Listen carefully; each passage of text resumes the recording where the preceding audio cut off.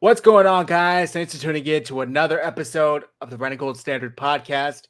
My name is Zach Hernandez, and as always, I am joined by my co-host Matt Llewellyn and our guy Mike Andrews of Nothing But Niners. Apologies for the late start. You know how we do things here, a few minutes behind, but that's all right. We're gonna get into the show. We got a great show planned for you guys this evening. Football is back. Well, almost. Training camp is back, and we are 8 days away from the Hall of Fame game. So the energy's in the air, along with a ton of heat. I'm sure you're dealing with it as well. Before I toss it over to my panel here, if you guys are tuning in on X, make sure you hit like and repost the stream. If you're watching on YouTube, hit like, hit subscribe. Go to both channels, 49ers Hive and Nothing But Niners. Hit like, hit subscribe. Show some support. We really appreciate it as we go into this season. I got to do the math. I feel like this is our fourth season doing this podcast, so it'll be a good one. Hopefully a better ending than last. Now that I got that out of the way, Matt, how you doing tonight? Listen, football is back in a big way. The doldrums of the offseason are over. We made it through the draft. Nothing but silence from there on out. A lot of BA talk in the air. Now that the BS can be over for a little while, we can start to focus on the product on the field. Although there still is some stuff going on in camp that I'm sure we're going to talk about. But I'm doing well, Zach. I'm so excited to be here with you guys. It's going to be a good one. Let's buckle up and do this thing. Never a dull moment in 49ers land. Mike, how you doing this evening? I am good, guys. Ready to talk some 49ers football, man. This is going to be a fun episode, so make sure you guys are strapped in. Subscribe to all the channels that they mentioned before. You guys see it out there in the chat. You see it in the comments, man. Get on over. Make sure you guys subscribe to the 49ers Hive Show. Make sure you guys subscribe to Nothing But Niners, all that good stuff and everything in between. We're going to have a lot of fun, man. I'm ready to rock and roll. That's right. So without, DJ Malone, we will get into the Belichick thing. Without further ado, let's kick this show off.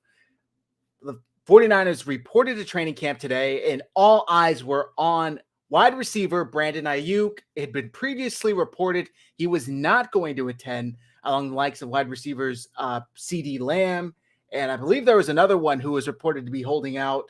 But shocker, Brandon Ayuk showed up and is doing a hold in, is what is now they're known to be known as under the new CBA, which penalizes these players a ton of money. Although the caveat is he's on his fifth year, and players on their fifth year, these fines can be waived. So Brandon Ayuk shows up. He's spotted walking around. The last clip I saw of him was him walking into the facility, and I think Matt Barrows posted the video. Shout out to Matt Barrows. And he said he went in there with John Lynch to discuss, he would assume to discuss his contract, and then we never saw him again for the rest of the day. So we will see what happened with that. But more importantly, Trent Williams did not show up for camp. And this was a shocker to me. I don't know if you guys had heard anything. I know, I'm totally forgetting the guy's name. My apologies. I'll remember it once I see it. But somebody had reported on X back in May that there were rumors of Trent Williams being unhappy with his contract. We saw offensive lineman Christian Darrisaw yesterday, I believe, get a massive contract with the Vikings. Matt, Ayuk reports, Trent doesn't. What's surprising, if anything? What's your take on this? I kind of expected, BA to do the hold in thing. And, Trent Williams is a little bit of a surprise. But if we remember going back to after the Super Bowl, he said that he wanted to be, paid like the best. He said, hey, when he's all said and done, he wants to be the best, and he's, I think, the third or fourth highest paid offensive tackle in the league. So I think this was something that definitely was on the table. But according to a lot of the people that do the cap and things like that, it is something that's fixable. If they restructure his deal, they can give him a raise and save $12 million in the cap this year. Now, again, this is more kicking the can down the road, and the rent is going to come due. But when you're in the midst of a Super Bowl window, like, you're going to sacrifice a little bit. I've always said that I want a sustainable team. But at the end of the day, this is kind of what you have to go through. And there's going to be years where it's going to get a little lean. The fortunate thing with Trent Williams is he probably, fortunate or unfortunate, depending on how you look at it, he probably only has another couple of years at most playing. He's 35, 36 years old. He's been through a lot. I know he took that season off with his, cancer diagnosis, but at the end of the day, when you play that position, the left tackle position, you're down in the trenches. It's going to be a slog. We saw Joe Staley go from being the cornerstone left tackle to retiring like seemingly overnight. It came out of nowhere. It's just, we don't know what's going to happen, right? Staley, I'm sure, wanted to keep playing, but then all of a sudden he's like, yeah, I was having these pains in my hands, like the shooting pain. I had to hang it up. We don't know what that's going to be. I think if you can restructure Trent Williams, do it. That opens up money for a potential Brock Purdy or Brandon Ayuk extension. And they're $30 million under the cap. They're projected to be 35 over next year. But again, that's going to be more restructures. Eventually, the rent's going to come due, but you cross that bridge when you get to it. We can't talk about 2025 and 2026. We're in the midst of 2024 right at the beginning right now. And the 49ers, if they want to get back to the Super Bowl, they're going to have to do these contracts. Yeah. Go ahead, Mike, please. Well, what I was going to say with Trent Williams' situation in particular is that over the next 3 years, including this one, he's making well over $100 million in those next 3 years with zero guaranteed. If you look at his cap hits, they're all over $30 million. You can just restructure that, and then it'll create cap space down the line. Right now, those are the cap hits, but if you make him bonuses and things like that, add another 2 or 3 years on, make it go well into his 40s, the Niners can create a whole lot of cap space.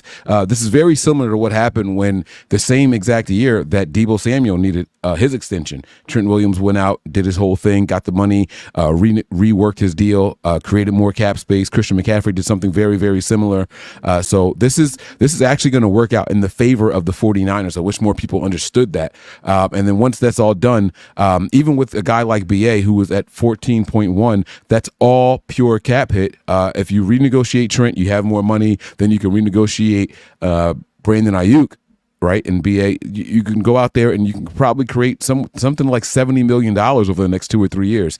The Niners are in a really, really good spot despite how it looks right now on paper. So that's how I would do it if I was the team. I would restructure those last 3 years for Trent, add a couple of years onto it, make sure he's retiring a 49er and getting it done a year. And the worst case scenario is he retires early, and the retirement money still kicks a little bit back to the 49ers if he were to retire, if we, let's say, won a Super Bowl.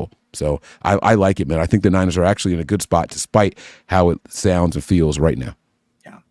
And I found the post that I was talking about, and it was from June 9th, and it's from Rob Lauder. Shout out to Rob Lauder. I'm going to pull it up here.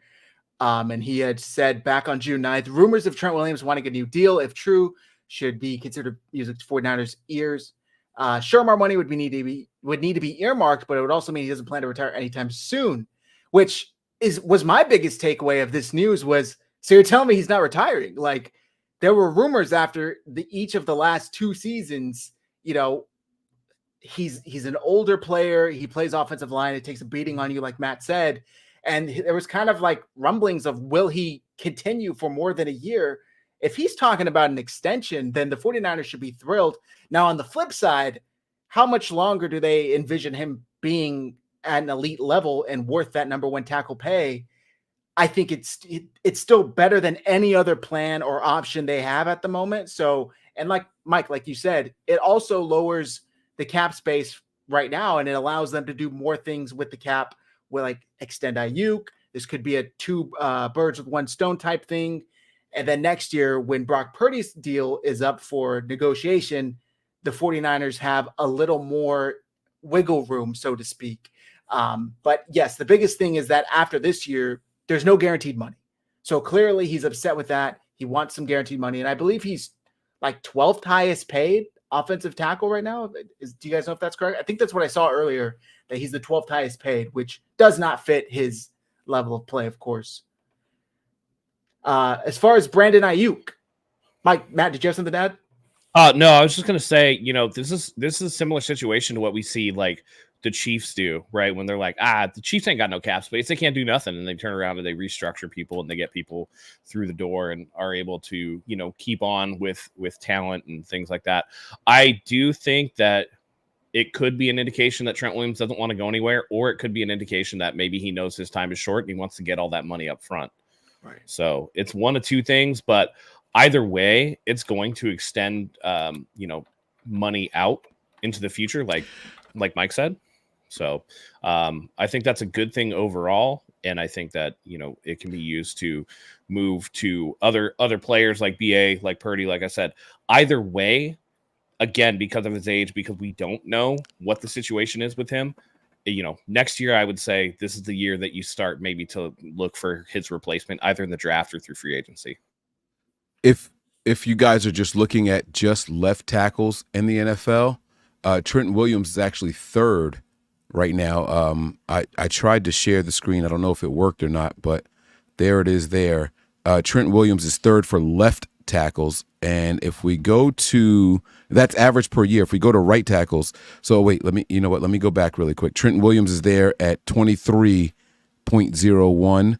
If we go to, that's left tackles. If we go to right tackles, hold on, give me a second here. Let's see. How do we make it go? How do I hit OK? Like, do it. Because this is just, I think you got to scroll down. Stuff. I think you got to scroll down past all the ads and stuff. Let me see if I can get it pulled up. Well, that is an ad-filled web page right there, my friend. Yeah, well, that's how they get their money. Let me change it to right here. I'll type it. Right tackle money. Again, that was 23. He's still, I mean, I got Trent Williams at like 5 or 6 based off of this because there's a $28 million there. That's it. I think it only dropped like down 4, yeah. Yeah, so he's like 4 or 5, right? So, I mean, he's still penciled in for pretty good money when you're looking at average per year. However, there's no guarantees, and that's the issue with Trent Williams. It's about the guaranteed money. If he were to go out there and get hurt right now, he gets nothing guaranteed, and I think that's what the Niners want to avoid, and that's what Trent Williams wants to avoid. Yep. And I mean, they have an opportunity to redo it and save some money, so to me, it makes sense to just redo it. Yeah. I saw the number where I got 12 from was Kyle Posey of Niners Nation posted that he's the 12th highest paid based on averaged guaranteed earnings per season. So that's what the 12th overall number was. Now, on the flip side, Brandon Ayuk, this video was kind of making the rounds today from Matt Barrows that I mentioned earlier. Let me pull it up here.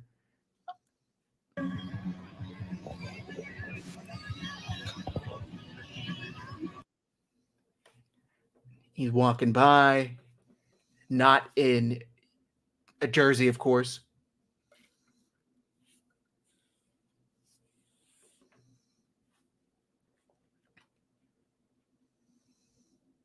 Classic BA. And that's about it. Very uneventful.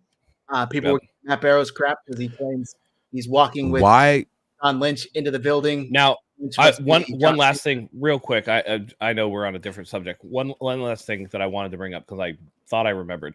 Trent Williams did restructure his contract last year, so I think he wants a little back scratch in return. So yeah.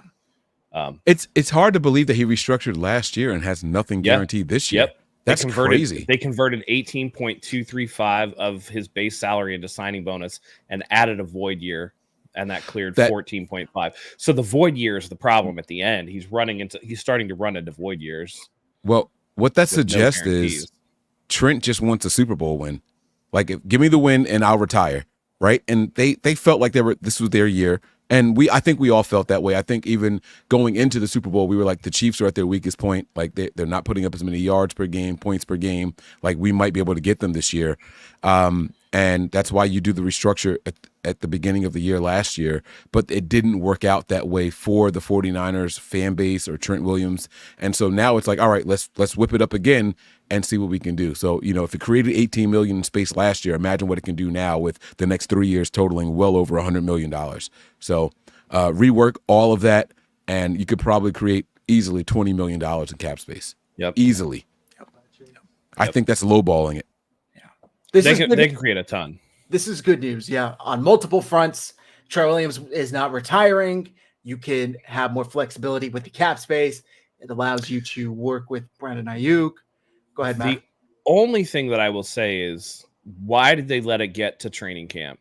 You know what I'm saying? Yeah. Like, because you already got the BA stuff out there. Now, the one thing, okay, one, why'd you let it get a training camp? But two, look how much Trent Williams didn't say in public at the end of the day, right? Like, I'm gonna when Trent Williams is like, yeah, I want my guarantees, I'm like, Yeah, that makes sense, because I haven't had to hear him all offseason chirp about how it's personal and they don't want me here and this and this and that. He's standing on business, and it's a business move for him. He's not taking it personal. He's not doing what BA said. He's not, oh, they asked me to take a pay cut and that hurt, like Kyle Juszczyk did. Who, listen, Kyle, I like you, Juice. I love it. I wish they used you more, but let's not pretend like you haven't finessed the NFL out of enough money for your production. Okay. Listen, you're going to be like, yeah, I'm like a 10-time Pro Bowler. And it's like, yeah, because you're the only fullback in the NFL, dude. Like, there's nobody else that plays your position. Of course you are. You know what I mean? Like, so I appreciate the fact that Trent Williams goes about his business quietly and hey, I want my contract redone, and I'm not going to show up till it gets done. But we had to find out today on the first. Oh, wait, where's Trent Williams? He's not coming. It's a contract related issue. And that's it. That's all we got. And I respect that much more than this video that you showed of Brandon Ayuk. When the team is already out practicing and you make a show of walking in front of the media. Like, come on, man. That was planned. That was planned. Yeah. And since we're wrapping up on Trent, let me just share Kyle's thoughts or Kyle's words on what the status is with Trent Williams. And then we'll go back to Brandon Ayuk. So here's an update. I think you guys noticed Trent wasn't out there today. So just where you have to ask guys, report, it's contract related. John's speaking with his representatives, been doing it for a while. He'll continue to go, and when they work it out, I'll be pumped to see him. Trent Williams is obviously quite good, quite important. How concerning is it that he's not here? It was something I knew could be a possibility. I was hoping that he would be here, but I knew it could be a possibility, and I feel pretty confident that it'll all work out in the long run, and he'll be here, and we'll get on the same page with everything. But it's just one day of practice, and I think Trent will be all right missing a few practices.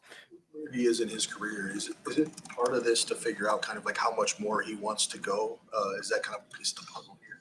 I think a lot of things play into it, but I'm not going to get into the personal parts of the contract. I think you guys noticed Trent was. So that was Kyle's thoughts. What stood out to me is that he basically says they were aware of it.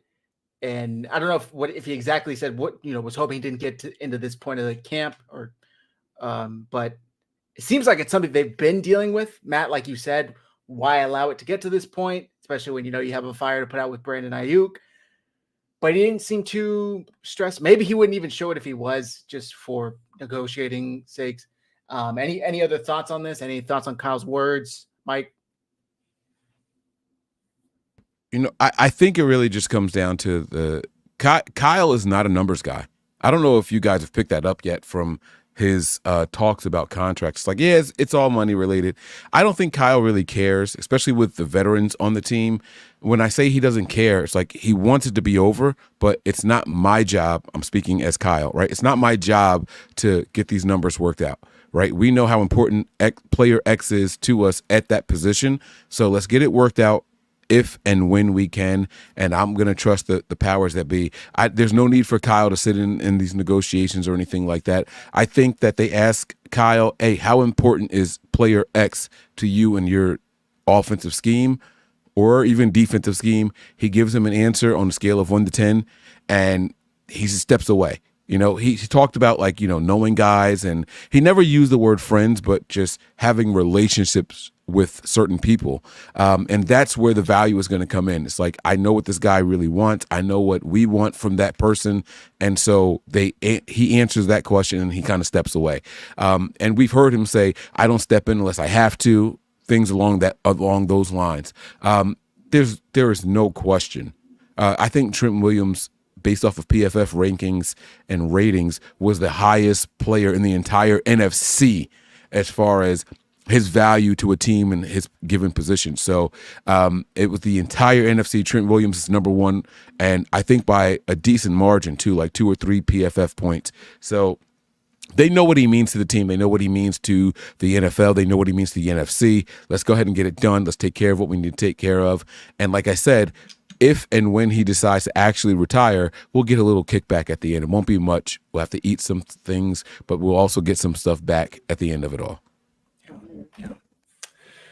And you'll remember when his first extension with the team, Kyle Shanahan did have to get involved because he was this close to siding with the Chiefs. You guys remember that? And Kyle Shanahan had to get on the phone, convince him to stay. That would have been a really bad situation. So we'll see if he has to step in here again, get the job done, get it across the finish line.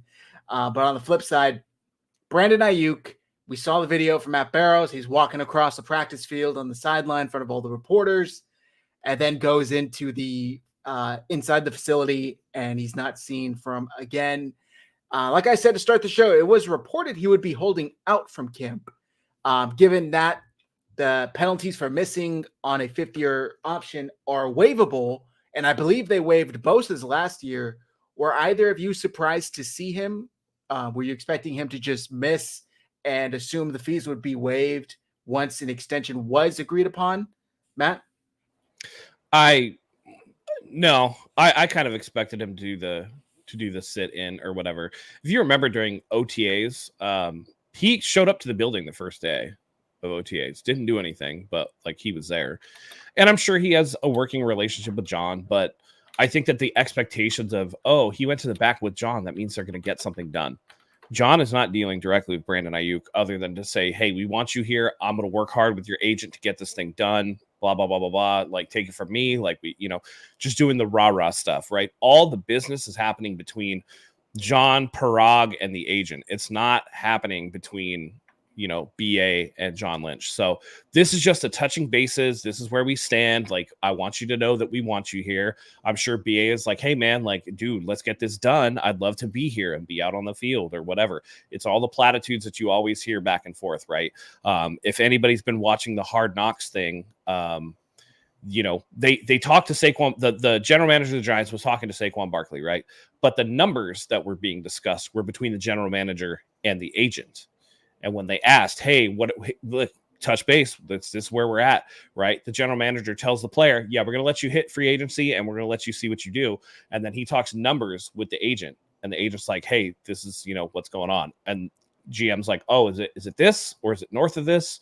And that's when they kind of figure it out. But this is just a lot of nothing. It's a lot of showmanship. It's a lot of just respect, right? Like when you go into somebody's, when you go into business with people, you go into a boardroom, you're meeting somebody for the first time you want to do business with. What do? You shake the person's hand and look them in the eye. That's all this is. I'm not surprised that it happened. At this point, holding out of camp was the expectation. So then him walking across the field and making a show of it was something that could be newsworthy, right? If he had just not shown up, everyone would have been like, oh, yeah, that makes sense. Now there's a little extra wrinkle in it that people can latch onto. So wasn't super surprised. I'm sure it'll get done at some point. The Niners have a history of doing this and having it linger into late July, early August. It'll get done. Trent will get done. And, then all that stuff will be forgotten. The first time that BA catches a touchdown pass, the first time Trent Williams pancakes somebody, nobody will give a shit anymore. And we'll all be ready to go. Yeah. I think, and I'm not one for predictions, I think before preseason starts, we'll have a deal with Brandon Ayuk. That's just my 2 cents. I don't know why. Call it dumb, blind optimism for this team. But it just seems like that's kind of their MO, like aside from Nick Bosa, where it went all the way through September, the first week of September, and then he got signed. All of these players have gotten their contract extensions sometime in August or very late July. So we shall see. Rafael Aguilar says, let's not forget Brandon Ayuk's manager and John Lynch are really good friends. The deal will get done. Fans should stop overreacting and trust the team to get it done. I believe they have the same agent, right? They have the same agent. So will be interesting. And I don't even think we did a show when he requested a trade because we kind of all just saw it and scrolled up on our phone. Okay, yeah. See you at camp, Ayuk. That's probably what the Niners told him. Sure thing. See you on Monday or Tuesday, whatever the hell they were supposed to report. So it is interesting, but it's kind of like the dying efforts of a contract negotiations tactic because there's not much else he could do. And the 49ers are in no position to where they have to trade him. They have all of the leverage. This has been like a weird debate going on for the past couple of months. Ian says Debo also asked for a trade. Exactly. So did Robbie Gold. So did Raheem Mostert. But for some reason, it's been debatable whether or not who has the leverage here. And fans seem to think that Ricky Pearsall having a very, very minor like hamstring strain all of a sudden put the ball back in Ayuk's court. He's like, he's not going to miss a, this injury isn't going to cause him to miss anything. So I don't know. Mike, go ahead. Well, what I was going to say was it's not so much that to put the ball back in Brandon Ayuk's court, but it is a tad bit of leverage in favor, a tad bit of leverage. When I say tad bit, I'm talking like 6%. It's like Ayuk. 2 mile an hour wind trying to blow an F-150 down the road. Going right. The other way. So, yeah. So in essence, what you end up with is like Brandon Ayuk saying, "Oh, you guys need me, you need me," and they're like, "No, we drafted a wide receiver in the first round. Like he's going to be the guy that can run routes, good hands, and not scared to go across the middle, much like you, right?" But it's like, but that guy is in a blue non-contact jersey, and you guys can't use him, right? So it helps Brandon Ayuk's argument just a little bit. But it's not a leverage game right now. All the leverage is in favor of the 49ers. Let's be very, very clear, right? We got him for the 5th-year option. We got the contract under a tag even the following season if we want to. Like the Niners have Brandon Ayuk's rights for the next 2 seasons. They got to find a way to make it worth it and make the numbers make sense for everyone. And it's not a we don't like you, we're gonna rake you over the coals. It's none of that. It's just the numbers have to make sense for all parties involved. Brandon Ayuk, if I'm his agent, I'm saying, hey, we need 31 million, right? He's not going to get 31 because he's not the best wide receiver in the entire NFL. But you can't also offer me 25 million a year because 25 million puts me down and less than the top 8, right? And if you're wide receiver 1 on a team, period, then your value is spoken for. What are the top 5 at each position? Do that average. That's what the position rank is worth if you're wide receiver 1. And this doesn't just go and apply for Brandon Ayuk. This applies for Brock Purdy when it's time for his negotiation. This applies for Trent Williams when it's time for his negotiations. Where do I fall? Am I a starter? Am I a replacement level guy? Or am I a backup guy? Those are the 3 phases that you have to worry about. Brandon Ayuk is going to come in at wide receiver 1 numbers on any metric, any scale that you're looking at. And then now you have to pay me accordingly. I may not be the best wide receiver 1, but I am looked at as wide receiver 1 on any scale that you're looking at, and the market dictates the price. It's not Brandon Ayuk or his agent dictating the price. It's not the 49ers dictating the price. And this is echoed in Kyle Shanahan's interview with Tim Kawakami. I don't know if how many of you guys listen to the TK show, but he did a whole episode there, and he talks about it. Kyle mentions it, not talking about BA, but talking about Brock Purdy, right? The value is dictated by the market, and Kyle says straight up, I don't care how much it costs. Dollars and cents don't matter to me because the market changes every single day. Kyle acknowledged it, so that tells you Kyle's mindset. Right? If Brandon Ayuk is wide receiver 1, we're going to have to pay him as such. Well, and like you said, Kyle's not the numbers guy. So Kyle doesn't give a fuck about the contract. He just wants the guy in the building. I just wanted to point out, if we were talking about, hey, like take the top 5 at the position and average that out and then give that to Brandon Ayuk. That according to Over the Cap, the 2025 projected franchise tender for wide receivers is going to be $24.7 million. So that's less than what he wants. I guarantee right now he doesn't want any less than 28. So, but if he takes that number, let's just say, would you say 25.1? 24.7. 24.7. Let's just say 25 for simplicity purposes, right? That's what you can't come to Brandon Ayuk with a 4-year deal for less than $100 million. You can't. Right. No. I don't think they did. I don't think that they did. I think they came at him with 26 per, which would be. And when Jalen Waddle got more, when obviously Justin Jefferson got more, you got to take. I think that he's hanging on to the Justin Jefferson thing, and I think he has to take that off the table because he's not in the situation with Justin Jefferson. He's not. I don't. Here's where I don't agree. Justin Jefferson's top 5 average is going to adjust it by $1 million or $2 million. Right? It sounds like a silly number, right? We're talking 1 or 2. I'm talking. No. I'm talking AAV though. I'm talking AAV. He needs to get out of right. Brandon Ayuk cannot think that he's going to make $35 million AAV. He's not, which is what Justin Jefferson's going to be making, $35 million per. No, 30. Right. He's not going to.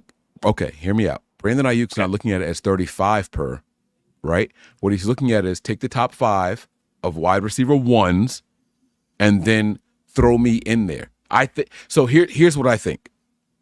Because if but that's the franchise tag, though, right? It's the average of the top 5 at your position. Yes. So right. next year, it's projected to be 24.7 AAV.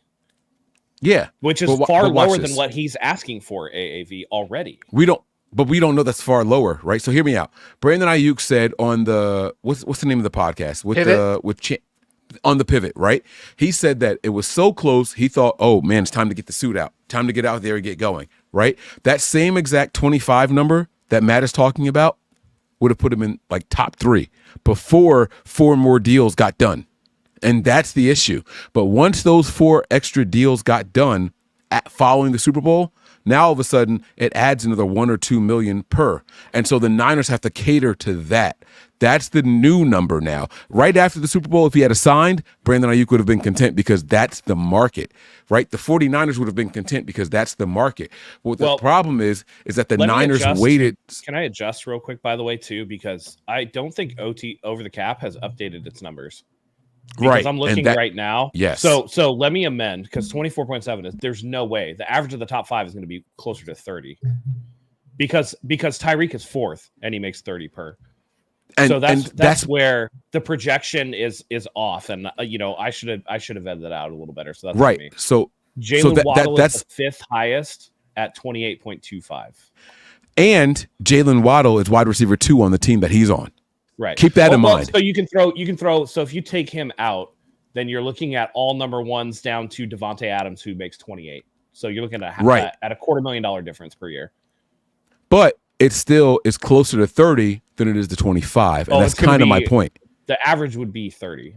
So if the Niners offered Brandon Ayuk 25, 26, he's like, oh, man, we're about to get this thing done. Let's get the suit out. Let's go sign with the quill pen, right? But then all of a sudden, these other deals roll in, and now it's like, oh, whoa. You can't disrespect me with that. Now this isn't even franchise tag number. And that's the difference right there with the hang up in the negotiations. When he said, oh, man, we were so close, I was going to get the suit out, and I called my agent, we were ready to go.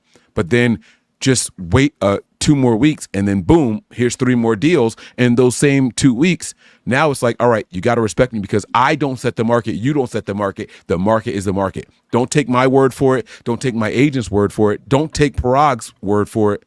Look at the numbers. And that's where we find ourselves right now. Now we're in this little limbo. Brandon Ayuk is stuck in that little purgatory area right now. Like, it's damned if you do, damned if you don't. And the Niners don't set that market. You can't say it for Trent and not apply it. You can't say it for Brock Purdy and the starting quarterbacks and not apply it, right? We just saw Trevor Lawrence go out there and get buku money, and he's not better than any of those quarterbacks that are getting paid less than him in the top 5, top 7. I wonder if it could be, because this just popped into my head too. What if they're willing to do the higher AAV on a 3-year deal, but on a 4-year deal, they don't want to do as much? Well, the Niners are notorious for the last year being bullshit. Of course. Yeah. Of course. Yeah. So then that could be a sticking point too, where he's like, no, just give me the 4th year at this AAV. Because now what it breaks down to is structure. It's structure and numbers. And we know that the 49ers like jury rigged the shit out of their contracts and structure all the hell. And so all of that language is going to be something that he's going to look at and be like, nah, that's some bullshit, because I see what you're doing to my boys on the team, restructuring and making them take pay cuts and all this shit. Like, I want the guarantees. I bet you that has more to do with it. And again, it's a similar thing with Trent, right? Like, you can look at the total contract number and realize that that's bullshit. It's all about the guarantees. So, maybe there's something there to that. It'll be interesting to see when the deal gets done, because I'm with Zach. I think the deal does get done. What the final numbers are going to be, because this has been a lot of hand-wringing for a player that, for me, like, I think his value is far higher than what Deebo Samuel's value is currently. I know at the end of that season, you sign Deebo Samuel because of what he did in 2021. And this was pre-Christian McCaffrey trade, so you want to get that deal done for the guy that you anticipate is going to be this all-world guy. But I've said for long ago that he's wide receiver 1, that his play style is going to be more sustainable than Deebo Samuel's. I do think that this is Debo's probably last year in San Francisco, unless some major restructure happens. There is room there for the Brandon Ayuk contract. It's just interesting to me that they continuously, the team, they pronouns, continuously run the risk of alienating players, and they haven't had this too bad yet, right? We've seen it. We've seen them trade DeForest Buckner, and we've seen Eric Armstead say, no, I'm not taking a pay cut. But they haven't had it too bad in terms of alienating players yet. One of these times it's going to bite them in the ass. And, you know, hopefully it's not this time because the 49ers have something special. We'll see. I do think that the market for wide receivers is a little bit weird, though, in that I don't think a wide receiver is valued higher outside of his current team than you know, he thinks. So you think about, you know, OBJ goes to a different team. Doesn't really do that well, right? Stephon Diggs does really well, but the team doesn't really win anything. You know, the grass isn't always greener, Tyreek Hill being one of the exceptions to the rule. But even then, they haven't really won anything, right? I mean, you have Jalen Waddle and Tyreek Hill, and they're still barely scraping by to the playoffs because the wide receiver position is so dependent on other things. Like, for example, fantasy football is coming up. I know we all play. I don't think that Justin Jefferson's going to be taken first in a lot of the leagues because who's going to throw him the ball? Sam Darnold, JJ McCarthy, a rookie? Like, you have to look at that kind of thing. Whereas you look at somebody like maybe a Drake London in Atlanta gets a little bit more run because we know Kirk Cousins can get people the ball, right? So they're, again, being so dependent on somebody else. Anybody watching the receiver show knows what a struggle Devontae Adams is having, right? Or had with Jimmy Garoppolo. So, you know, you got to be careful with that. You got to be careful what your valuation is outside of the organization. And I feel like the 49ers are trying to play that a little bit too. You know, yeah, we love you here. Like, I don't think you're going to get what we're offering you out there. So who knows? You mentioned Devontae real quick. I just want to say, Pretty Ricky on X, I believe is his name. He's had a few scoops. He's been right on a few things this offseason. He mentioned that there was a potential trade in the works for Ayuk to Las Vegas, and any trade that would have happened netted the 49ers Devontae Adams. So obviously we know Antonio Pierce was Ayuk's head coach at ASU, or his coach at ASU. There's connections there. Devontae's clearly unhappy. Possibly he wants out. He went over there mainly to play with his college quarterback in Derek Carr. Josh McDaniels got rid of Derek Carr very quickly. He was miserable with Jimmy. Didn't seem that much better with AOC playing quarterback. He is 5 years older, so take that. You know, you got to take all things into consideration. And maybe nothing even happens. I'm just saying, since you mentioned Devontae, that rumor was out there. Mike, please, I cut you off. No, you didn't cut me off. I just want to know if you guys think that it's a good trade for the Niners. Forget the extra compensation. Just tell me how you guys feel about Adams and Ayuk in a straight up swap. Extra picks be damned. Just tell me how you guys feel about that. So if it's just apples for apples, Devontae Adams is the better player. But also you gotta understand what the extra 5 years of age does. And I think that that's a risky move. When it was brought, and I know we're talking just apples for apples, but when somebody brought it up, I was like, yo, you throw like a third or a fourth in there with Devontae Adams for BA, then I'd do that pick. That makes up a little bit of the age gap. But for me, if you're getting, and when I say Devontae Adams is a better player, I'm saying that he's better from just a historical production standpoint. And the fact of the matter is that, you know, Devontae Adams and BA are closer than what BA is to, you know, somebody like, I don't know, like a Gabe Davis for Buffalo or something like that, right? Like BA is in that discussion of like the top guys. They're close. Yeah. I would say Devontae Adams is the better player. That's why I would need the extra pick to offset the age. But Devontae Adams making 28 next year, his cap number jumps to 43. You're going to have to restructure that contract. If you're going to pay Devontae 28, why not pay BA the 28? Because I feel like at the 28 or the 29, you're getting within the ballpark to where, again, like Mike said, maybe Brandon's like, all right, it's time to get the suit ready. It's time to get that feather quill out. We're gonna dip it in some ink and sign that contract away. You might as well do that because he knows the system. He's been here, has a great rapport with Brock Purdy, right? Like, again, the value of a wide receiver in the building is going to be greater than the wide receiver outside of the building. So I think for a straight up trade, I wouldn't do it. if you were to tell me this happened, I would be happy, but I would also I'm like 55-45 happy, 45%. You know, it's like I think right now Adams is the better player, but if we're looking at it, if we zoom out and look at trajectories, you know, that decline will start pretty soon. He is going, I think last year was his 10th year, so this will be his 11th year in the league, whereas Brandon Ayuk, this will be his 5th year in the league. Dare I say Ayuk has a higher ceiling? I mean, imagine if Ayuk played in a high volume passing offense. What numbers would we see from him? 1,600 yards?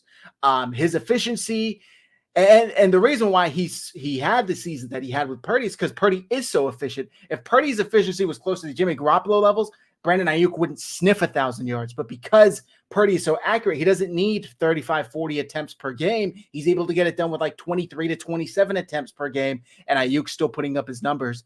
To answer your question, Mike, I would be okay with it. I think it would signal to me that the Niners are clearly all in for a short period as opposed to the longer period. That's what it would tell me. And that's the point that I was trying to drive home right there, right? I think that when we step back, if we look at it, Brandon Ayuk is a better long-term answer, right? And Devontae Adams is a short, catering to Trent Williams type answer, right? Like, let's go out here and win this in the next 1 or 2 years, right? But no one's talking about the step back we take in blocking efficiency, right? Brandon Ayuk is the best blocking wide receiver. All of us sat here and thought, as Niner fans, that, oh man, Jawan Jennings is the best blocking wide receiver in the NFL. Wrong, right? Like, Brandon Ayuk is that guy.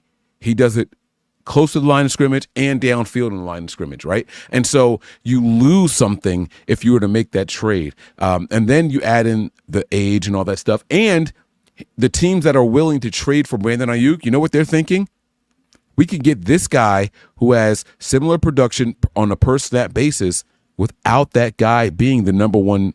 Like, the offense has never been based around him. With Devontae Adams, no matter where he's been for his last 5 years, the offense has been based around him, right? It's what he can do. And then the run game is living off of the passing game through Devontae Adams. Brandon Ayuk is just another guy here in this system.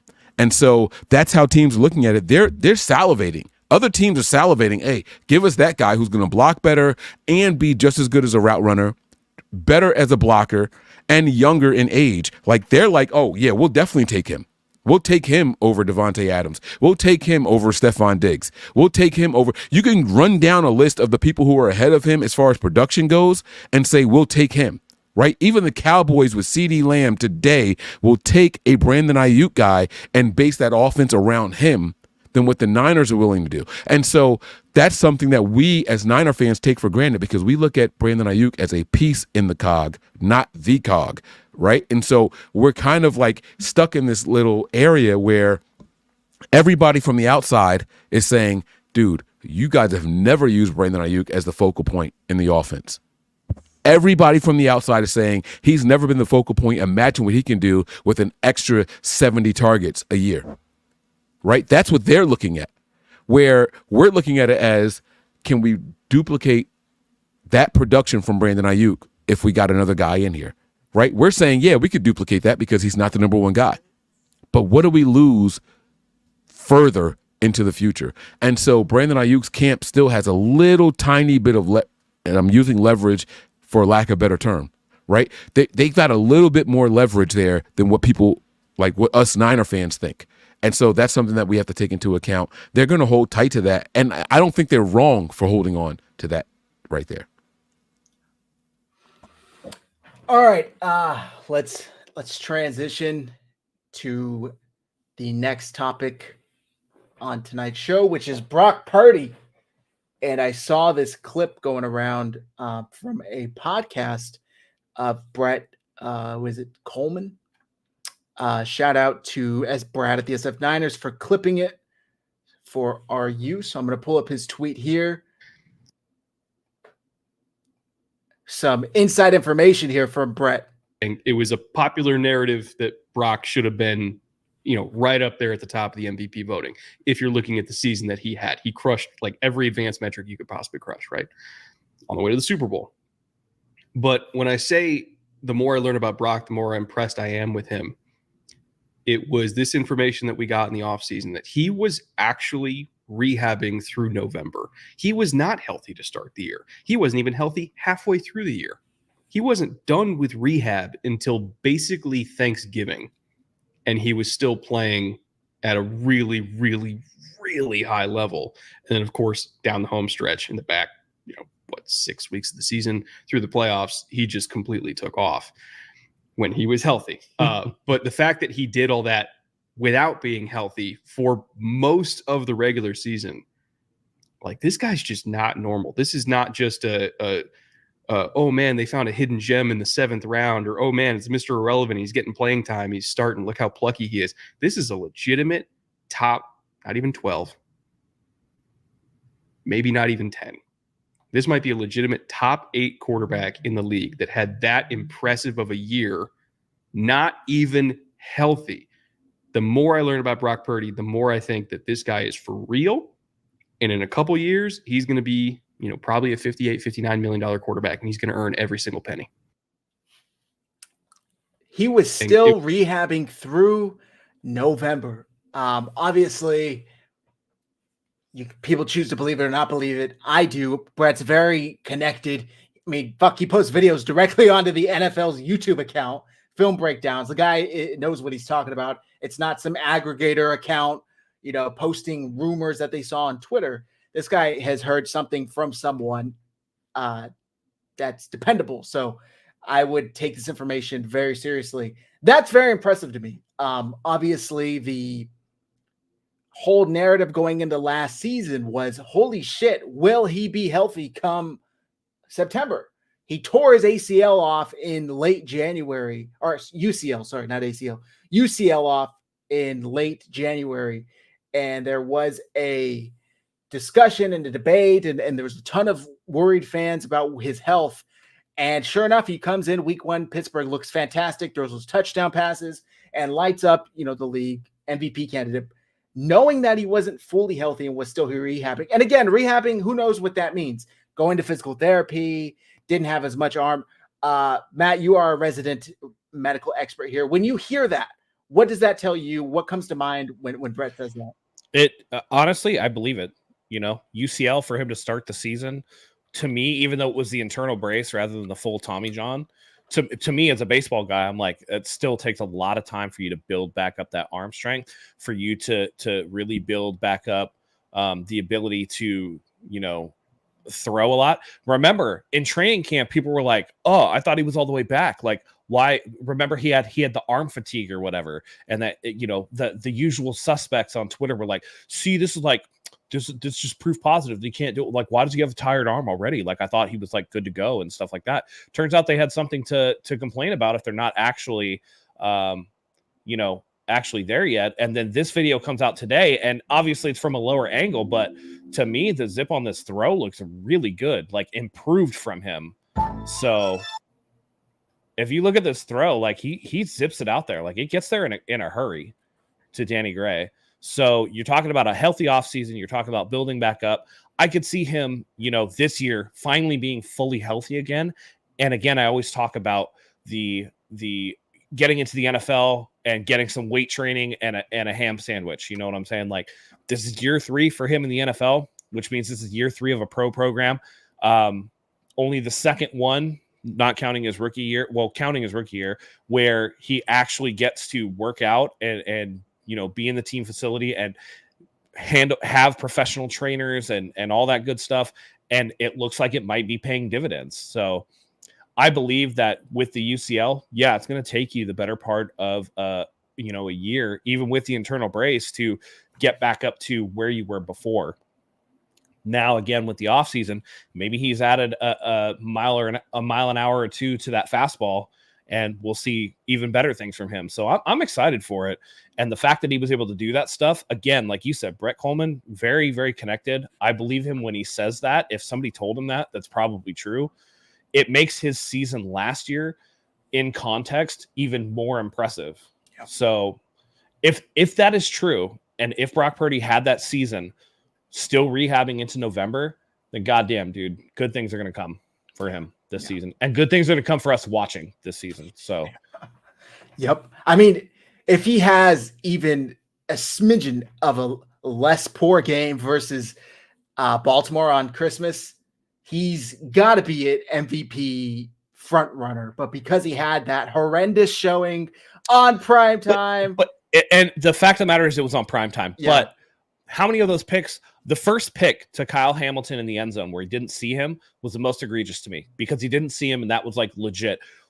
If we're talking tip balls, man, tip balls happen in the NFL all the time, and that to me, a lot of that is bad luck. Yeah. And Brock Purdy, more than other quarterbacks, are going to have some tipped balls, because much like Drew Brees, that shorter stature means that you got to get that ball up. Now, maybe that's something, again, that he can work through as he gets better as a pro. And Kyle talked about him, already looking a little bit better in the drop back stuff as you become a pro and you go through it.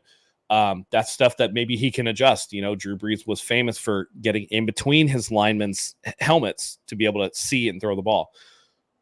Again, outside of that horrific showing, like you said, hell of a season.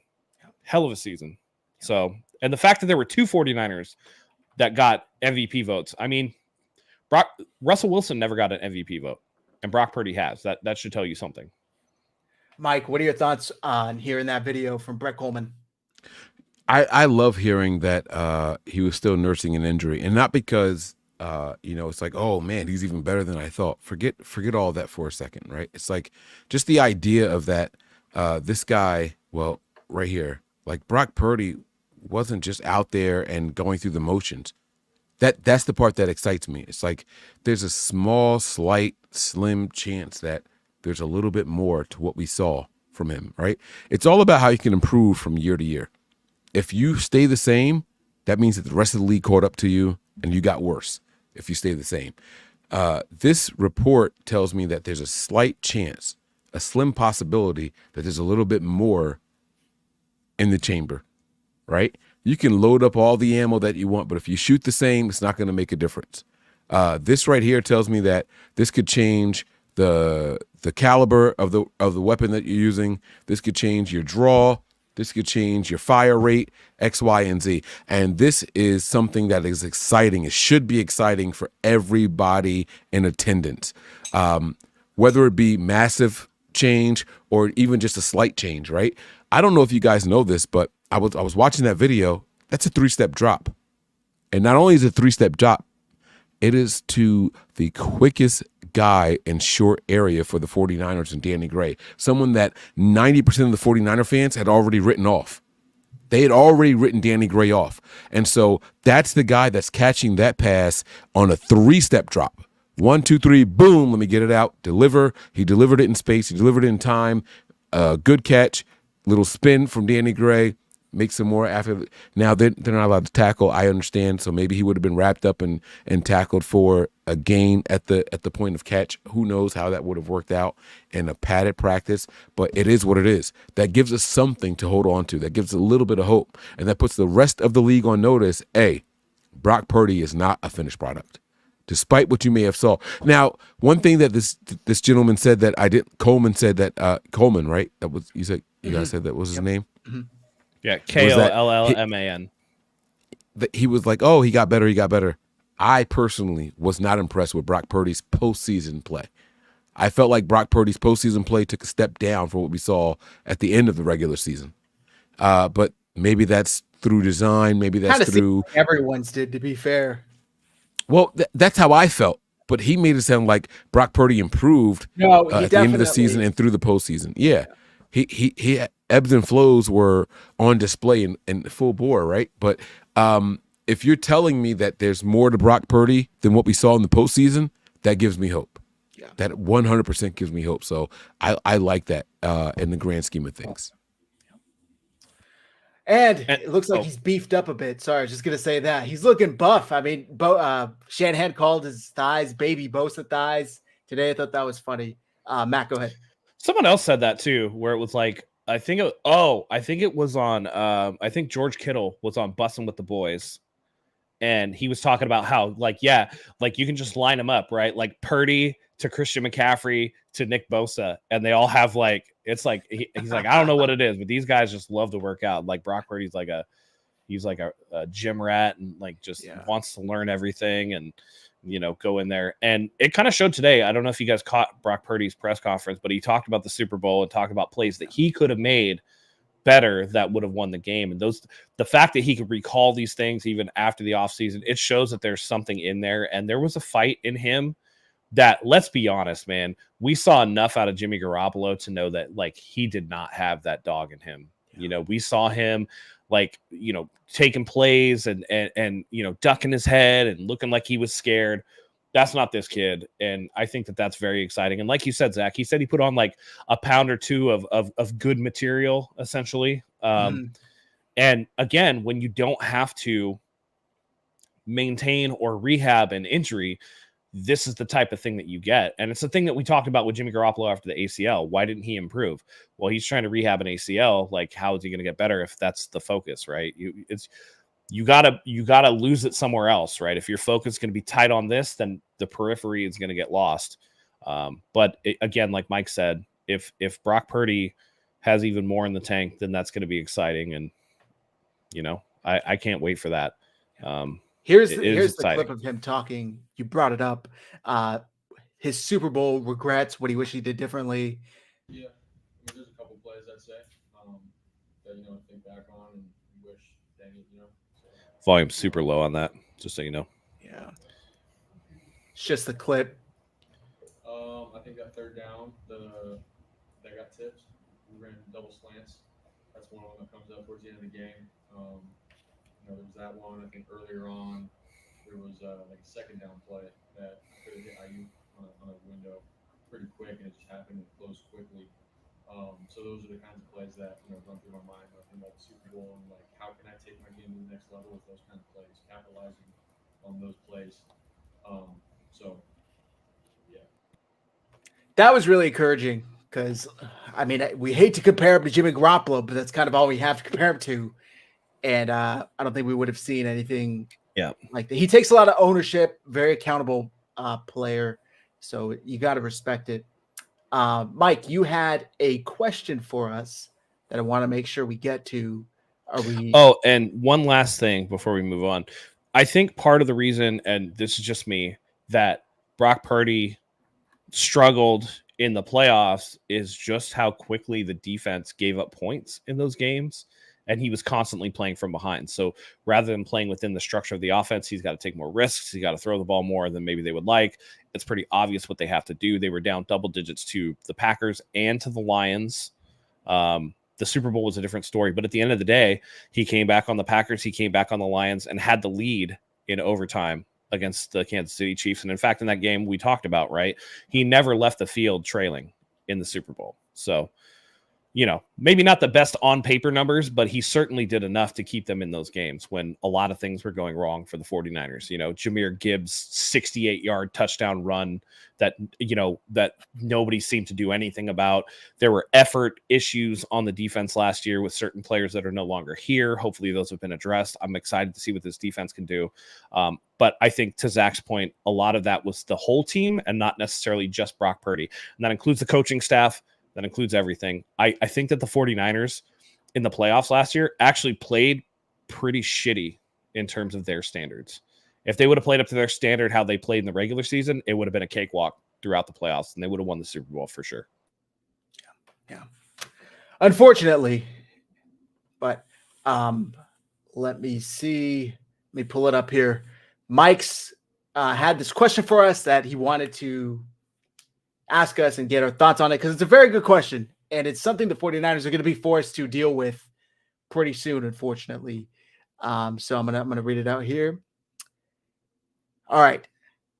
Is Brock Purdy worth losing any of the three following players in the next 3 seasons?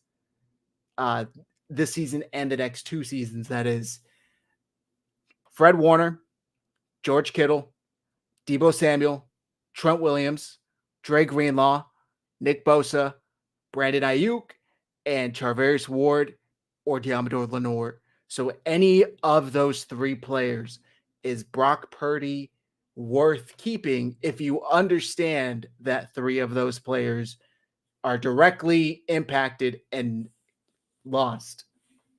Mike, do you have Now, anything let me explain before anyone decides to try to answer this question. Brock Purdy's contract is going to be so massive on an annual basis. We have to lose 3 of those guys once that APV, AAV, whatever, however you want to call it, once that kicks in, we are going to have to give up 3 of those guys, right? We talked about the value of, and Kyle did it again on the TK show. He talked about, well, we looked at losing Buckner and he didn't want to do it, but that meant that if we kept Buckner, we were going to lose Jimmy Ward and Eric Armstead, right? He named those 2 players, but he said that it could have meant 3 players. So I'm looking at what the average per year would cost for Brock Purdy. Is it worth giving up 3 of those higher end players? So the high end players on this team are the ones that Zach named: Fred Warner, George Kittle, Deebo Samuel, Trent Williams, Dre Greenlaw, Nick Bosa, Brandon Ayuk, and then you can split between Diamador Lenore or Javarius Ward, because they have to decide between those 2 corners. So they're a slash. It's one or the other, not both. Are you willing to keep Brock Purdy if that means you have to give up 3 of those players? And that's kind of the minutia. That's kind of the area that the 49ers are in right now. Because once Brock Purdy gets this deal and it becomes effective, they can't afford at least 2, 3 of those guys. Is he worth giving up those 3 players in his stead? And that's what I want. That's what I want to know from myself and you two and the people watching this broadcast right now. Is Brock Purdy worth keeping over 3 of those players on that list? Yeah, I can go first. Without a doubt, I am sorry. I love those players. I hope all of them retire 49ers. But we've seen what this team looks like without a quarterback, even below Brock Purdy's caliber, but at Brock Purdy's caliber, and it's not good. You're not going anywhere.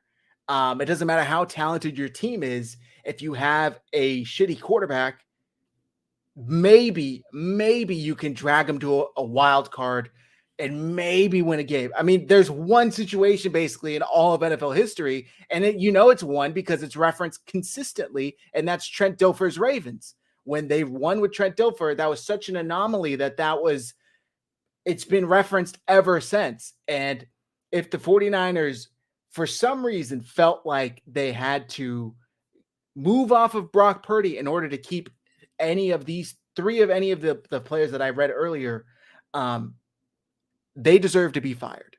And I mean that with like every ounce of my being, because Kyle Shanahan has tried so hard to find a quarterback, including trading 3 first-round picks, mortgaging the franchise's future to move up and get a guy that they thought was their guy for the future, and then like fell ass backwards into a car that just Brock Purdy happened to be driving and took him to a Super Bowl. He lucked out with Brock, and I think that you got to just take the blessing and say whatever you want, dude. As long as you're not asking for like $100 million per year, let's make it happen. You are our saving grace. I don't think Jed would have fired Kyle Shanahan, but if Brock Purdy wasn't here and Trey Lance panned out the way Trey Lance panned out, he deserved to be fired. I mean, in all honesty, because you don't make that sort of commitment for a player in the draft and it not work out and you still be on great terms. But the fact that Brock Purdy came in and saved his job or performed the way he did, I think saved his job. Mike, do you have something to add? Do you have a question? So can you hear me? Yeah. All right. So your answer is yes. Brock Purdy is worth a 3. Yeah? Yes, sir. Yes, sir. What 3 are you choosing to give up instead of Brock Purdy? I would be fine moving off of Dre Greenlaw, Charvarius Ward, and Deebo Samuel. Well, Ward/Mooney, whichever one they decide on, is the guy that's going to get the big contract, because one of those guys aren't going to be here in 2 years. Let's just agree to disagree on that. So if for I pick one, some- it's both of them. yes. Okay. then So both you're of them. you're giving Either up one. one of those Either one. guys. Okay, so you're giving up a top corner, Dre Greenlaw, and who's the third person? Debo. So you're willing to give up those three to keep Brock Purdy here. I just want to make sure that we're clear. I think those are the three. I mean, Okay. my only hesitancy would want to replace a player like Diamador Lenore with an aging player like a Trent Williams or a George Kittle. But if they're still playing at a very high level, I think they have a bigger impact on this team than a Diamador Lenore would have. It would hurt, Okay. but I think it's worth. Yeah, absolutely.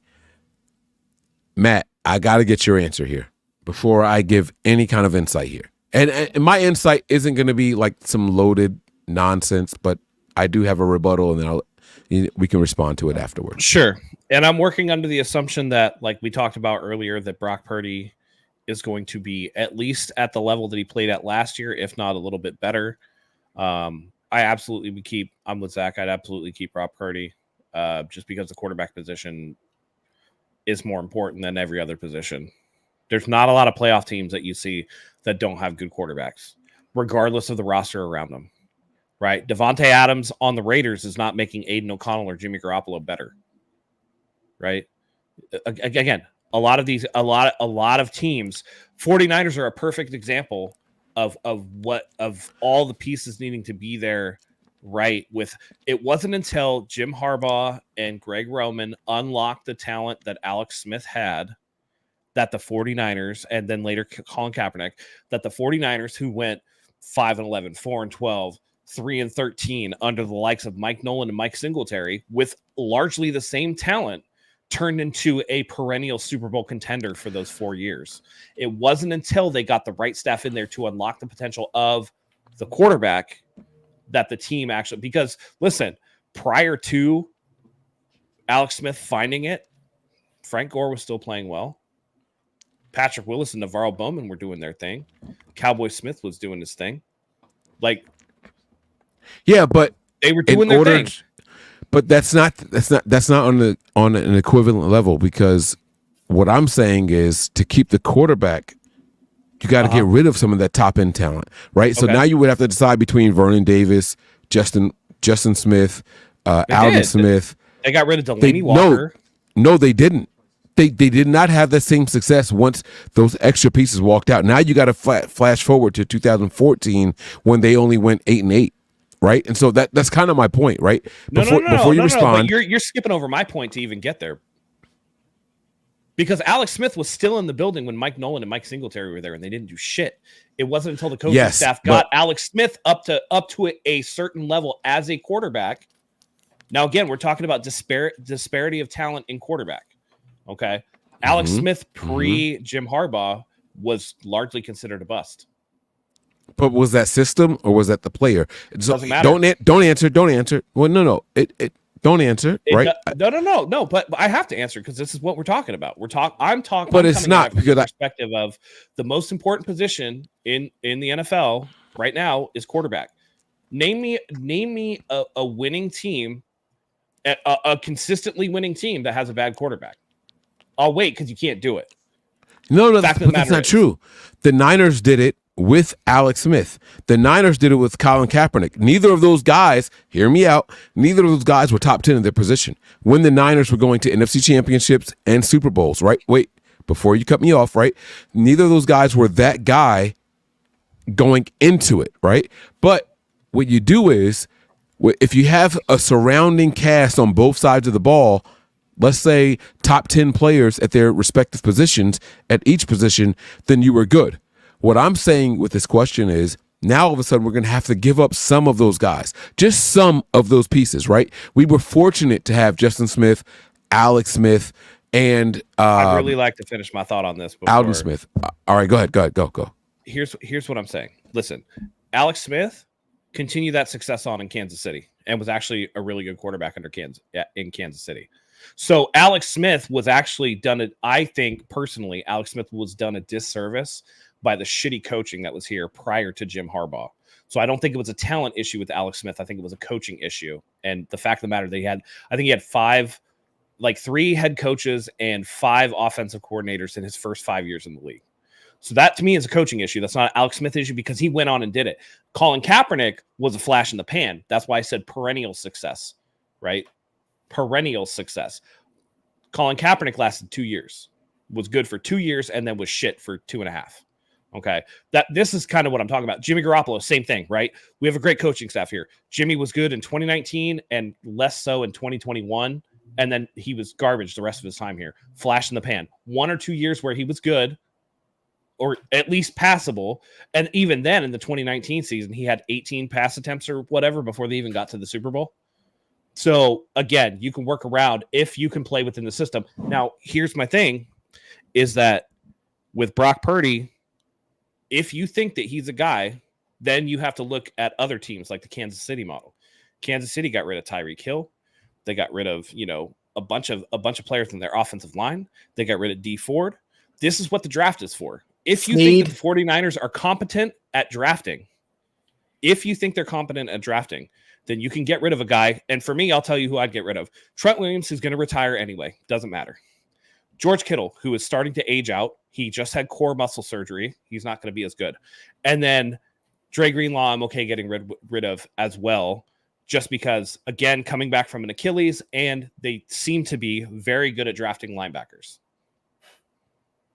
So those 3 are who I would get rid of. And then with the honorable mention being Deebo Samuel, if he doesn't want to renew his contract, because his value has been severely diminished with Christian McCaffrey on this team. Don't even name Deebo because you gave me 3, and that's what I wanted you to do, right? So let's exclude Deebo and your example, right? But we saw the drop-off in defensive production in the defense in the Super Bowl, right? Mm-hmm. During the Super Bowl, while Dre Greenlaw was active, Patrick Mahomes on the sideline saying, dudes, they are bringing it. They got the momentum. They've got the hype. They've got the energy. We got to step it up. It wasn't until Dre Greenlaw went down that they said, okay, I think we got him right now. Don't take my word for it. Listen to any mic'd up segment of Super Bowl coverage that you want to believe. Can I respond to that? So here. Go ahead. But go ahead. No, let Zach go. Go Zach. I'll just say that is true, Mike. 100% true. But that's like the equivalent of, I don't know, getting caught out in a fucking thunderstorm, raining like crazy without an umbrella, and you're like, I'm fucked right now. And then next time you bring an umbrella, it's like the 49ers got caught with their pants down. But if they knowingly planned for the exit and the absence of Dre Greenlaw, then they could draft a player or groom a player or trade for a player that they think they could develop into. So it wouldn't. My only point is it wouldn't be as sudden of like, oh shit, who do we have? and here's the thing too, in that game, remember that again, Talanoa Hufanga was gone like halfway through the year. So you have Tashawn Gibson and Jair Brown. Now, who's to say that Jair Brown doesn't play well later? But remember on that deep pass that Patrick Mahomes got in that first quarter, that Hail Mary that should have been picked off, Tashawn Gibson around like spinning in circles, like where the fuck is the ball? He pulled a Jaquiski Tart on that thing and couldn't fucking make the play when he needed to make the play. That's not a Dre Greenlaw thing. But again, they didn't plan for Talanoa Hufanga. The NFL is very specific. You're very limited in how much depth that you have when you take multiple injuries to certain positions, and they've always run super thin at linebacker, which I've disagreed with, because outside of Fred Warner and Dre Greenlaw, their next best guy is Demetrius Flanagan-Fowles, who's like, that's fine, that's cool, but that's a severe drop off. And what Zach is saying, you have to plan for that, and that's what I'm planning. You better draft a left tackle because Trent Williams is going to retire at some point. You better draft another tight end that can do something because George Kittle is not going to be able to do the things that he's doing forever. You have to plan for this stuff. So I'm talking about Brock Purdy's not even eligible for an extension until after next season. Like they can negotiate it next year, but he can't. The new money is not going to hit until 2026. So if you haven't replaced Trent or haven't planned to replace Trent Williams or George Kittle, who are aging, or a Dre Greenlaw, who you don't know how he's going to recover from an Achilles, being the uber athletic guy that he is. If you haven't put that contingency into place, that's a failure of the organization because Brock Purdy is going to get paid. Okay. That's my thing. You're going to have to pay your quarterback because quarterback is the most valuable player on the team. That's just how it is. That's why they make all the money. That you're never going to win a Super. Listen, don't let the occasional, Nick Foles and the occasional Trent Dilfer. Trent Dilfer. Don't let those I guys got your fool you. back. That's the exception rather than the rule. Okay, but the rule is when you look at playoff fields, each team typically has a very good quarterback, and the teams that don't, the Nick Foles year, it's because their quarterback got injured. So here's my thing with everything that you guys are saying, and I agree with both of what you guys are saying, right? Yeah. And encompassing everything that you guys are saying, you're saying that the supporting cast is why we got here and we're successful because you guys are talking about. No, you can't say no. Wait, hear me out. Hear me out. Both of what you guys are saying are Trent Dilfer and Nick Foles are the Wait, but hear me. I haven't finished my thought. You can't disagree until I finish it, right? So both of what you guys are saying are Trent Dilfer and Nick Foles are the exception to the rule, right? Mm-hmm. Can we agree on that part so far? Sure. Okay. True or false? Both of you in 3 seconds or less. True or false? Brock Purdy is better than Jimmy Garoppolo. Zach, true or false? True. Matt, true or false? True. We have the same exact results with Jimmy Garoppolo at the helm and Brock Purdy at the helm. We can make it to a Super Bowl, but we can't win it. True or false? Your guys' thoughts? False. Oh, what do you mean false? Those are the results. False. Because when you show me a time that Brock Purdy left the field without a lead, and then you go back to that Kansas City. It's not a no. Hold on. No. Go back and show. What was Jimmy Garoppolo's fourth quarter numbers like in the Super Bowl? Atrocious. It was. I don't know. You can say atrocious. It's barely better than Brock Purdy's because they were both not enough to win the game. Brock Purdy did enough to win the game. No, he did not, bro. Yes, he did. Okay, watch this. When did he leave the field man. without a lead? I think Mike's saying is overall, it doesn't matter what happened because results were the same. Results. I'm talking about results, but Matt, to your point, Matt. But how did the results get there? Why was the result the same? Was it the same reason? No, it was not. Brock Purdy was not the reason the 49ers lost the Super Bowl, whereas Jimmy Garoppolo was. I'm with you. I swear to God. Wait. But I'm with you because now you guys are willingly giving up Dre Greenlaw and that corner. Both of you guys named those two positions. No, so now we're I thought you did Trent the Ward Williams, and George Kittle and Dre Greenlaw. Okay. But you both and are then I at said least honorable mention to Deebo Samuel. Right. I never mentioned corner. But both of you guys named at least a defensive star. Yes or no? Yeah. Okay. So if that defense is taking a step back, we're warranting the same results. Why do we think the defense is taking a step back, though? Because you're losing either a Dre Greenlaw or a Diamador Lenore slash Travarius Ward. So what's to say that Leonard Floyd and Malik Collins aren't going to be an upgrade over? Leonard Floyd couldn't get through the first fucking training camp practice on his own, bro. I'm just saying. Okay, but you're talking about so neither could Ricky Pearsall. Is he a bust? I'm not talking about the offensive players. Those guys are not on this list. However, Dre Greenlaw and or corner are on this list, and you guys both chose to take the quarterback over one of those guys. Here's what we do know. With Jimmy Garoppolo, who is, you both agreed, less than Brock Purdy, we warranted the same results. So now you're willing to give up 3 of those guys, whether it be on offense or defense, to keep Brock Purdy. I think that means that the Niners take a step back, is all I'm saying. Why? I think that the Niners, in order to keep... If the Niners take a step back, that means that you acknowledge that they're shitty at drafting and talent acquisition, which they clearly are not. You're talking about one fucking training camp practice right off rip. We're talking about 3 players. You know who else didn't make it through their first training camp practice? Lamar Jackson. Does he suck too, or no? What do you mean he didn't make it through his first training camp practice? He made that roster. What are you talking about? Out there for an hour today. This year. You're talking about year 7 for Lamar Jackson, bro. He made the roster. There's no question there. Yeah, right. Yeah, Leonard Floyd is going into year 10 and couldn't make it through it. Mike, right? let me ask you this. Leonard Floyd wasn't one of the guys on this list. He was not one of the players named. Are you willing to give up 3 of those players to keep Brock Purdy? And y'all said yes. No. But you wanted to scream over me without actually hearing my point. You're talking about losing a guy in Dre Greenlaw. So maybe the linebacking core isn't quite as good. However, in that Super Bowl run last year, we already talked about Chase Young, effort issues. They didn't have a good pass rusher opposite Nick Bosa. Leonard Floyd had 10.5 sacks last year. Malik Collins is a higher effort guy than Chase Young. If that D-line is better and they get more pressure on Patrick Mahomes, which they did not do in the Super Bowl, maybe it's a different result. Listen, it's not just one position group that makes the whole thing. It's a lot of different things. It's not just one position group, but Brock Purdy's contract extension means we have to. This isn't me. This isn't. You can try to phrase it however you want. Once Brock Purdy gets this deal, 3 of these guys are gone off of this list. It's not a matter of if I want or if I think. This is what has to be because of the contracts. How many people thought that Kansas City would never win a Super Bowl again after Tyreek Hill left? Mike, let me ask there you was a bunch. And how many have they won? Zach. Since I know you're just playing devil's advocate, Mike, and I know you're just saying, imagine what the 49ers look like without it. But let's play the flip side.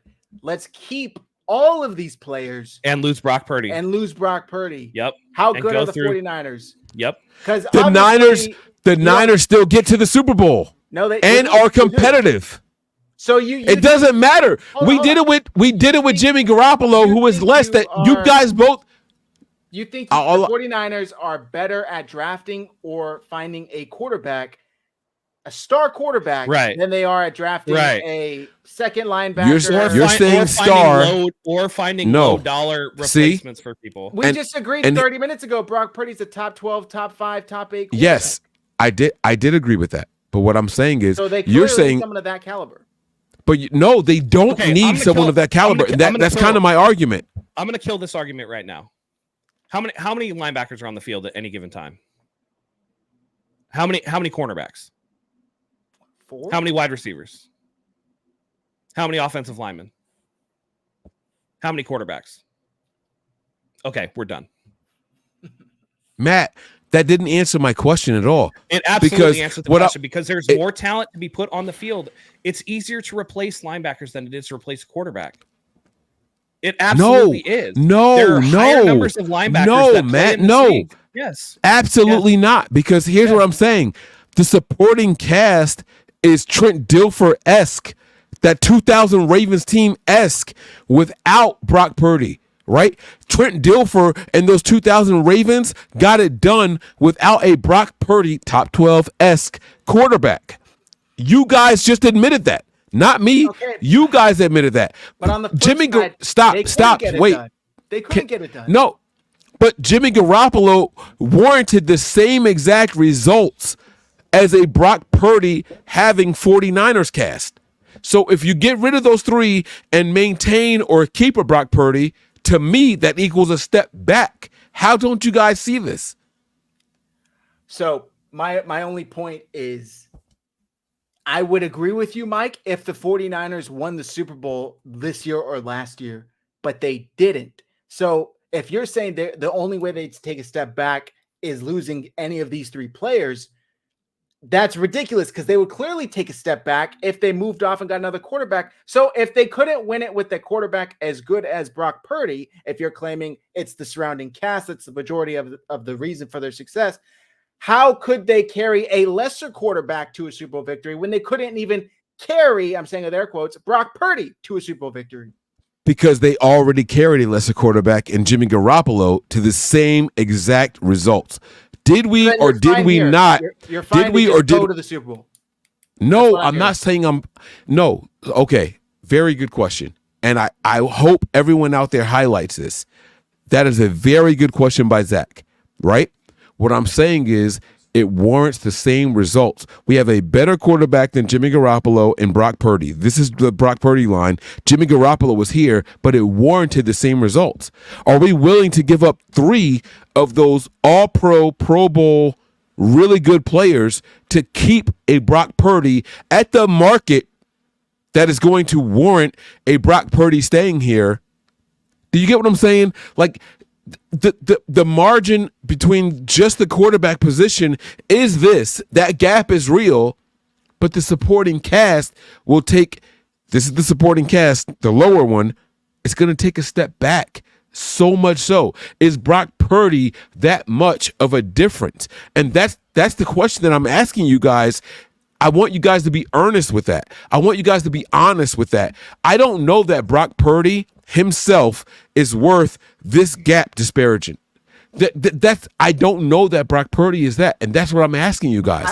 Is Brock? Yes, if we see a year like we saw last year, and like we saw his first stretch of 7-8 games, however many he played in 2022, 1000%, and I would expect him to even improve, thus covering the gap of losing any star players that they would have to cut ties with in order to afford his monster contract. And like Matt said, it's not going to hit until 2026. Exactly. And you're going to lose some of these players anyway. So what are we even talking about? Trent Williams is not going to be here in 2026. He's not going to be here in 2026 You don't know that. You don't know that. I'd be willing to put money on it. It's better than even odds that he's not here. How much you want to bet? $500 right now. 2026? Done. $500 right now. Done. Shake on it on camera. Yeah, let's do it. 2026. I bet you $500 Trent Williams is here in 2026. Win or lose the Super Bowl, Trent Williams is here in 2026. Listen. You can talk about. Okay, so did you or did you not agree? Again, like Zach said, Brock Purdy, top 5, top 8, top 12 quarterback. Brock Purdy is definitely a top 10 quarterback. Is it not that quarterback's responsibility, much like Patrick Mahomes or much like a Josh Allen, to elevate the talent and the playmakers around Brock Purdy and Patrick Mahomes are very different because Brock Purdy doesn't make plays. He just extends the offense. He does not make plays. Brock Purdy doesn't make plays? Brock Purdy does not make plays the way that Patrick Mahomes does. No, he does not. Okay, you are lying to yourself. That's different. He doesn't make the same. He doesn't make the same type of plays as Patrick Mahomes. It's not maybe. It's not maybe. On a broken play, Brock Purdy does not make plays the way that Patrick Mahomes does. No one in their rightful mind is going to make that argument. Not the same type of plays, but Brock Purdy can make plays off of broken plays. There's highlight reels showing that. Multitude of plays. A multitude of plays, whether it's with his legs, whether it's with his arm, whether it's running around in the pocket until somebody gets open. There's a multitude of plays. So are you arguing that you wouldn't want to pay Brock Purdy over keeping 3 of those guys? I'd rather have Joshua Dobbs as our quarterback and keep those 3 guys. Get the fuck out of here. Get the fuck out of here. No way. Get out of here. No way. Take him off the screen. Off the screen. Off the screen. That's no crazy. Way he believes that. That's wild. I can't even. No. That's too much. That's too much hookah, dude. That's too much hookah. There's no way Mike believes that. How come they didn't win the Super Bowl? Because the 49ers defense gave up 26 points per game in the playoffs. That's why. Yeah. That's why. Because the offense averaged 27 points per game in the playoffs, just so you guys know. Ray McLeod tried to pick up a fumbled punt instead of just falling. Dre Greenlaw tore his Achilles. Tashawn Gibson couldn't catch a punt that was thrown up there by Patrick Mahomes. There was 0 holding calls called against the most penalized offensive line in the NFL during the season. Let's see what else. Kyle Shanahan didn't know that he probably wanted the ball second in overtime. For some reason couldn't throw to Brandon Ayuk.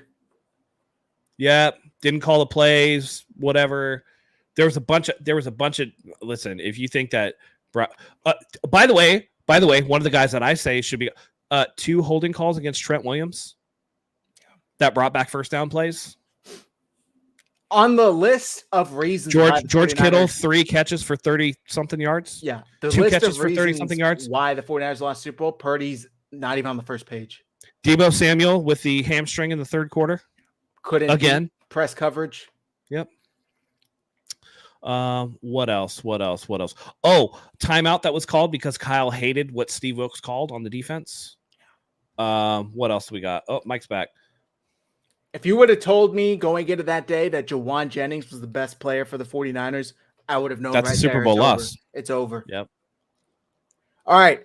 With that, Mike, yes. Thank you for a great conversation, my friend. My dinner is ready, so we got to wrap up here. Show went a little over, but that's all right. It was a great show for you. I hope you guys enjoyed it. We'll be back regularly. I promise you this time. Football is back, baby. Yep. 8 days away from the Hall of Fame game, 17 days away from the first 49ers preseason game. Who is So, playing in the Hall of Fame game? Do we know? I don't remember. Texans and Hall of Fame game. If you guys know, type it in the chat before I get there. Texans and Bears. I can't wait to see whose fourth stringers are better. It's gonna be fucking amazing. It's gonna be great. You're saying that, pizza but every I am really excited about it. No, I am me too, really dude. excited about it. Listen, that's guys that listen. Sometimes I watch other teams' games in the preseason. I'm like, man, if they cut that motherfucker, the Niners should take a flyer on him and bring him in. Yeah, You know, like that's how Absolutely. that works for sure. 1000%. Yep. 9 days away, baby, or 8 days away. Yep. All right, that's gonna do it for tonight. Thank you, everybody, for tuning in. We'll be back very soon, probably this weekend, if not early next week. But we'll let you know. Make sure you follow all of us on X. Our handles are on the screen. Mike, let the folks know where to find you. I'm sure they already know, but go ahead and let them know. You guys can give me a follow on Nothing But Niners. That's it. I'm not patreon.com/NB9ERS. A lot of shows going down over there. Haven't made their way towards YouTube yet, but get on over there. Nothing But Niners with a 9 ERS, Nothing But 9 ERS on IG. But I want to encourage you guys to follow right now. Go out there and subscribe to 49ers Hive. All right. Go out there and go to youtube.com/49ers Hive. Please, please, please subscribe. These guys put in a lot of work with or without me. It is a great show every single time. You get passionate conversations just like what you got tonight. So make sure you get there. Show these guys some love. It is nothing but a good time. I promise. That's right. Thanks, Mike. Appreciate it. Matt, without further ado, please carry us out. Absolutely. This is a wonderful show. And keep in mind, guys, this is all love. We just like to debate about football. It's just a couple of dudes having fun. And listen, like Zach said, football's back, baby. So we're excited. We love having you guys here. Training camp just starting. I'm excited to see what everybody does, position groups, contracts, all that stuff. And we'll be here bringing you content each and every week. Like Zach said, we're back for real this time. Off season's over. We're ready to get back to work and grind. So I hope you'll join us. That being said, for Mike, for Zach, for myself, thank you for being here tonight. We love having you here. And until next time, go Niners.